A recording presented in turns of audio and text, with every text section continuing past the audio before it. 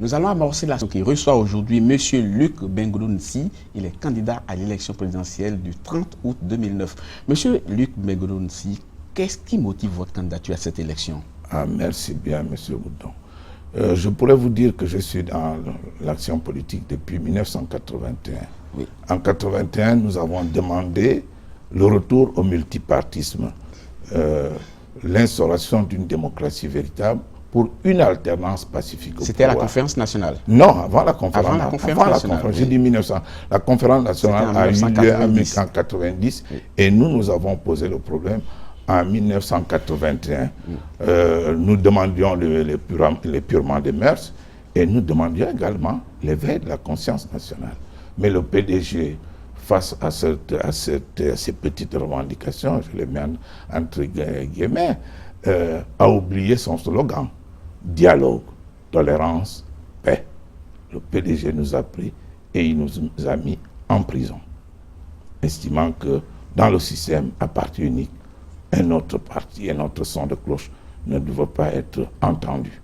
Donc nous, on est sortis de prison, nous nous sommes battus, nous avons continué à nous battre pour que le Gabon puisse exercer sa souveraineté, le peuple gabonais puisse exercer sa souveraineté et pleinement. Donc le premier objectif du mouvement de redressement national, c'est de permettre, le Morena, voilà, c'est de permettre au peuple gabonais d'exercer sa souveraineté en choisissant librement ses dirigeants. Ça, le second, c'est lequel? Le second, maintenant, c'est le développement. Nous ne pouvons pas faire le développement de ce pays si nous sommes sous la coupe de la France. Nous continuons à être sous la coupe de la France. Donc vous vous demandez une seconde indépendance? Ce n'est même pas une véritable indépendance. Une vraie indépendance que nous demandons à la France, qu'elle nous permette de choisir librement nos différents dirigeants. Donc on dirait que la France a le dos large puisqu'on met sur son dos tout ce qu'on n'arrive pas à régler dans son propre pays. Mais moi je vous ai dit tout à l'heure que le premier président de la République gabonaise, Léon Mba, ce sont les forestiers gabonais qui lui avaient donné le pouvoir contre la volonté du peuple gabonais. Les forestiers gabonais? Les forestiers gabonais, oui. Le coup d'État de 64, la France est intervenue pour tuer les jeunes gabonais, les militaires gabonais qui avaient fait le coup d'État et qui n'avaient tué personne. Mais après le coup d'État, la France a placé le président Bongo. Alors donc aujourd'hui, nous sommes convaincus que la France veut également installer à Libène. C'est la France qui veut installer à Libène. Nous estimons qu'il ne faut pas de monarchie dans notre pays. Nous insistons là-dessus. Ça, c'est un premier objectif. Nous nous battons pour que le peuple gabonais exerce librement sa souveraineté. Certainement, nous aurons le temps de recevoir M. Ali Ben Bongo ici. Il va vous prouver certainement que sa candidature est légitime et que la France n'est pas derrière. Non, c'est-à-dire qu'on pourra vous dire qu'il est citoyen, on pourra vous dire, on trouvera tous les termes. Ce qui est vrai. Tous les termes pour dire, mais nous disons que sur le plan de l'éthique, après 42 ans de dictature, il aurait été mieux que ce soit quelqu'un d'autre à qui on donne... Mais ce n'est pas lui qui a géré pendant 42 ans. Ah si, il était à côté de son père pendant 19 ans, monsieur. 19 ans, il ne peut pas me dire aujourd'hui qu'il ne pouvait pas convaincre son père à réaliser ce qu'il promet au peuple gabonais aujourd'hui. Au-delà de lui, il y a plusieurs personnes qui sont restées même beaucoup plus d'années dans le gouvernement et qui sont aussi candidats. Non, je dis pour moi, il se dit son fils. Hein, et c'est ça la monarchie. Lorsque le pouvoir part d'un père... C'est cela son argument de campagne? Mais je dis, il ne pourrait peut-être pas le mettre en avant. C'est sûr qu'il ne peut pas mettre cela en avant parce que cela le desservirait. Mais ce qui est sûr, c'est que, vu, je peux dire, de l'intérieur comme de l'extérieur, c'est la monarchie qui se prépare. Le coup qui a été fait au Togo, le coup qui a été fait en RDC, c'est le même coup. Depuis plusieurs mois, nous prenons position par les déclarations, par les conférences de presse pour éviter que cela n'arrive, mais la France tient toujours à imposer au peuple gabonais qui le refuse, hein, parce qu'il est fort possible que le 30 août, si l'élection a lieu le 30 août, on nous fasse une déclaration qui ne corresponde pas aux résultats sortis des urnes. Cela s'est passé en 1993. Bongo a été déclaré élu à 51,18%, alors que en regardant les chiffres donnés par le ministre de l'Intérieur à l'époque, il n'avait que 48%. Donc que s'est-il passé? Le défunt Isaac s'était retrouvé à Addis Abeba. Et à Addis Abeba, 2 semaines avant l'élection, un conseiller du Quai d'Orsay annonçait au défunt Isaac, que Dieu ait son âme, que Bongo serait élu à 51,18%. Et il affirmait que c'est la décision qu'a prise le Quai d'Orsay en France. Vous avez les preuves de ce que vous dites. Mais je dis à haute intelligible voix, je l'ai même écrit, monsieur. Je l'ai écrit. C'est pour protester contre tout cela qu'il y a 23 candidats aujourd'hui. Je crois que chacun d'entre nous a ses motivations. Mais ce n'est pas un seul parti qui a présenté 23. Et si vous regardez du côté du PDG, il y a eu beaucoup plus de sorties du côté du PDG que d'ailleurs. Le mode de scrutin, un scrutin à un seul tour, ça ne vous dérange pas? Mais c'est un préjudice qui est porté non seulement à moi, mais au peuple gabonais. D'ailleurs, ça revient à la question précédente. Ça ne date pas d'aujourd'hui. Nous l'avons contesté, on ne voulait pas que le Bongo soit plus ou moins menacé dans son fauteuil. Il y avait une raison pour cela. Il fallait éviter les dépenses énormes que engendre le scrutin à 2 tours. Mais moi, je me pose la question de savoir quelles dépenses énormes. Nous faisons campagne aujourd'hui avec nos propres ressources. Donc, les dépenses énormes, c'est seulement le candidat du PDG qui les effectue aujourd'hui. Vous avez évoqué plusieurs fois le mot PDG, le parti PDG, lors de cette émission. Certainement, vous avez été particulièrement martyrisé, particulièrement marqué par ce parti-là. Et quand je visite un peu votre parcours, le 13 mai 1987, vous avez réintégré l'administration par une affectation disciplinaire et qui dure de 87 à 91. Vous avez été assigné en résidence surveillée de 87 à 91.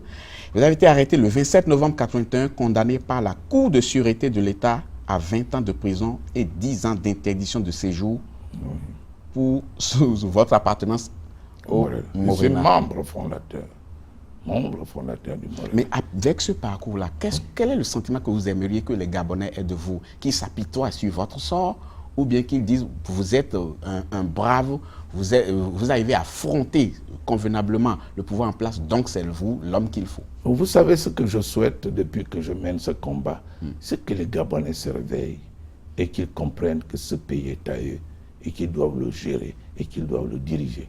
C'est le grand message que nous... Pardon? Mais apparemment, vous n'êtes pas toujours compris. C'est pas facile parce que depuis plusieurs années, on ne fait pas un effort pour que ce message passe. Oui.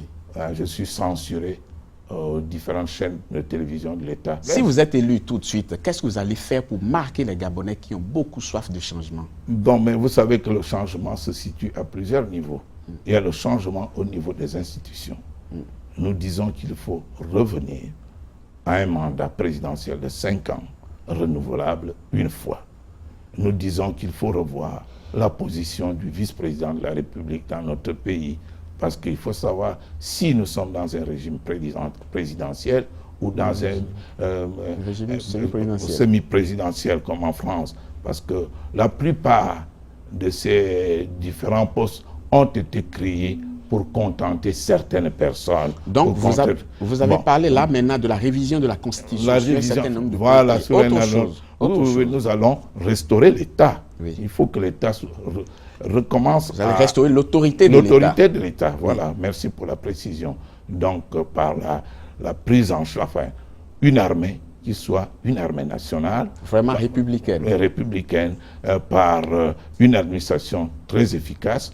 Je dis qu'avant toutes ces opérations, nous nous engagerons à faire un recensement, à la fois un recensement général de la population, parce qu'il faut savoir le nombre de Gabonais réels. Je voudrais d'ailleurs profiter de l'occasion pour vous dire qu'ici, on a ouvert les frontières pour que des personnes entrent dans notre pays et que lors de l'élection, on remette à ces personnes-là les cartes d'identité de manière qu'ils participent à l'élection et qu'ils marginalisent les Gabonais eux-mêmes. Vous n'allez pas faire l'apologie de la xénophobie. Ce n'est pas de la xénophobie, mais je crois quand même que les gens doivent comprendre que si quelqu'un vous entre dans votre maison, qu'il ne vous demande pas de sortir, d'en sortir.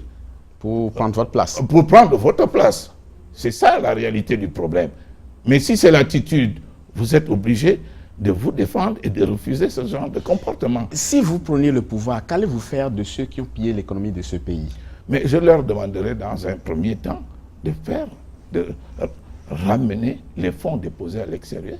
Parce qu'en fait, quand vous regardez bien, ils enrichissent les autres pays et même ne profitent même pas des fonds qu'ils ont déposés dans ces pays.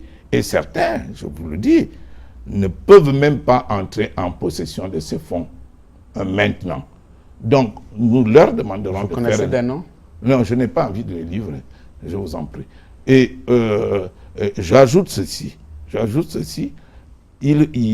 leur demanderai de faire entrer ces fonds de manière que ces fonds nous aident à financer le développement. Nous devrons construire des routes. Oui. Hein? Nous avons dit au niveau des routes nationales qui devraient être des autoroutes. Nous avons dit qu'au niveau des routes provinciales devraient être des routes à 3 voies et les routes départementales à 2 voies. Nous avons envisagé la construction de grands barrages qui vont constituer un réseau national d'électricité parce que nous ne voulons pas ce système qui consiste à aller faire un acte dans un point, on applaudit, on danse. Nous avons une vision nationale.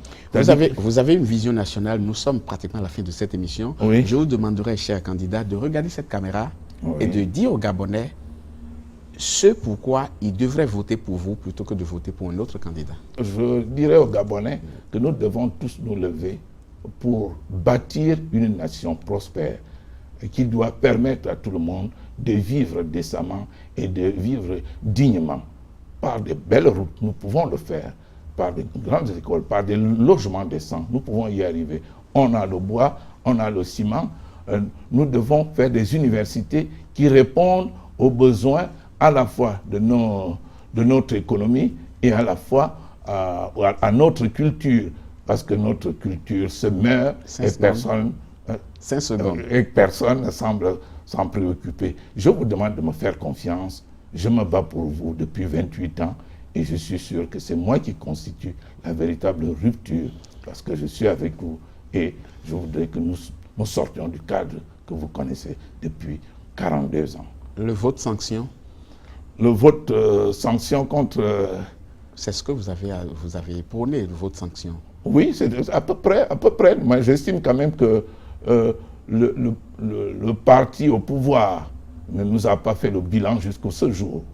Il est en train de faire des slogans que je considérerais comme creux, mais ne fait pas le bilan par rapport aux rentrées et par rapport à l'utilisation de ces rentrées. Mais nous disons que nous travaillerons avec vous et pratiquement à chaque étape, on vous fera le bilan. À chaque étape, nous demanderons votre Merci avis. beaucoup, Luc Bengodo-Nssi. Nous sommes arrivés au thème de cette émission. Ce fut un énorme plaisir de passer ces instants en votre compagnie. C'est moi qui vous remercie. Je vous ai découvert et je souhaite que de temps en temps, vous nous donniez la parole de manière que nous puissions nous adresser aux Africains pour dire aux Africains que l'Afrique vous appartient et que vous devez vous lever comme un seul homme pour le bâtir. Pour la bâtir. Je peux même déjà, je viens même plus loin en prenant date avec les téléspectateurs. Le soir du 30 août, nous serons en direct pour une soirée électorale, en direct de Libreville ici. Et chaque candidat pourrait venir s'exprimer librement, comme vous viendrez aussi certainement. Je vous remercie d'avance. Avec plaisir, avec plaisir. Nous arrivons au thème de cette émission. Merci beaucoup d'avoir été là. Chers téléspectateurs, nous mettons un terme à cette émission. Je vous donne rendez-vous très bientôt pour un autre numéro. À bientôt.